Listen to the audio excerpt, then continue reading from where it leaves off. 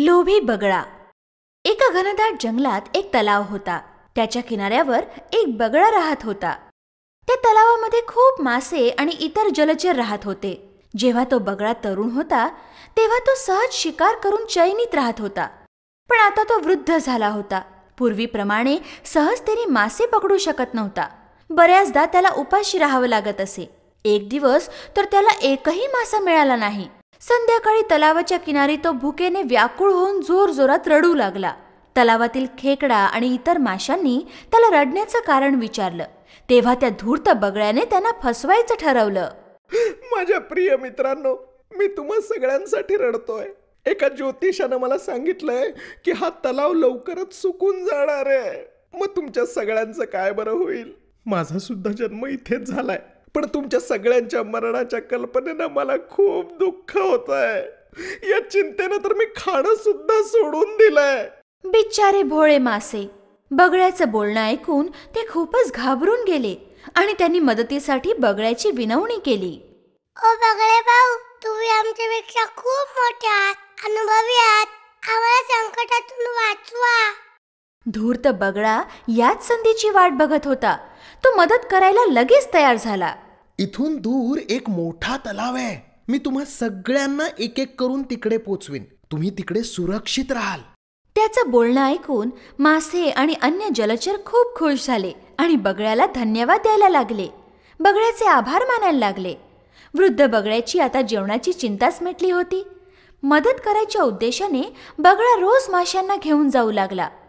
पण मदत करायला तो काही मोठा साधू संत नव्हता. मदत करायचं फक्त नाटक होतं. तो बगळा माशांना घनदाट जंगलामध्ये एका मोठ्या खडकावर घेऊन जायचा आणि सहज त्यांना मारून गट्ट करायचा. असेच दिवस जाऊ लागले. जागा बदलण्याच्या उद्देशाने सगळे प्राणी त्याला आपल्याला लवकर घेऊन जायची विनंती करू लागले. बगळ्याला आता भरपेट भोजन मिळू लागलं. बगळा मोठा खुश होता. एक दिवस त्या तलावात राहणारा एक खेकडा बगळ्याजवळ आला. मी किती दिवस तुम्हाला मला घेऊन जायची विनंती करतो आहे, पण तुम्ही तर फक्त माशांनाच घेऊन जाता. हां, पण आज मात्र माझी पाळी आहे. कृपया मला तुमच्या पाठीवर बसवून त्या तलावात घेऊन जा ना. खेकड्याला आपल्या पाठीवर घेऊन बगळा उडू लागला. चला आज जरा चव बदलून बघूया. किती दिवस तेच तेच मासे खातोय मी. खेकड्याने विचारलं. मित्रा, सगळे मासे नवीन जागेत ठीक आहेत ना? बगळा विचार करत होता. आता माझ्या पाठीवरून हा खेकडा कुठे पळणार? आणि तलावापासून सुद्धा मी खूप दूर आलोय. चला याला सगळं सांगूनच टाकू. बगळा हसून त्याला म्हणाला. कसला तलाव बेटा? इकडे काही तलाव बिलाव नाहीये. तू अजिबात चिंता करू नकोस. सगळे मासे माझ्या पोटात सुरक्षित आहेत आणि तू सुद्धा आता माझं भक्ष्य बनायला तयार राहा. बगळ्याचा नीचपणा खेकड्याच्या लक्षात आला. त्याने बगळ्याची लांब मान आपल्या नांग्यांमध्ये धरून मोडून टाकली. तो धूर्त बगळा मरून पडला.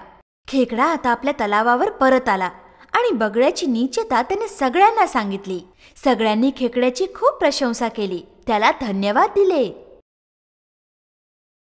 शत्रूच्या बोलण्यावर कधीही विश्वास ठेवू नये.